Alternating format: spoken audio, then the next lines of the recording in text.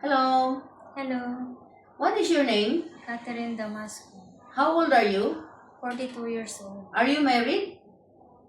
widow. Do you have kids? Yes, I have. How many kids do you have? I have 3 kids. They have 2 boy and 1 girl. What is your education in the Philippines? Undergraduate ng college. How long are you been working in Hong Kong? 14 years. What is your duties? Take care baby, cooking,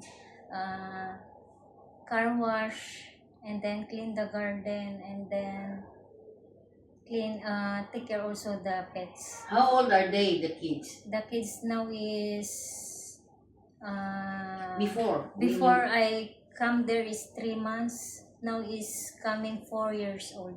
And How about your employer? then my employer is This is your first employer?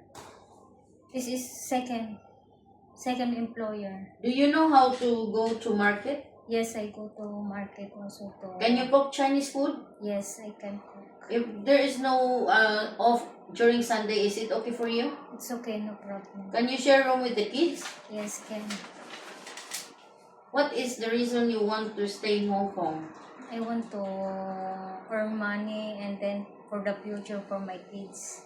Okay, thank you very much, Ate. Welcome.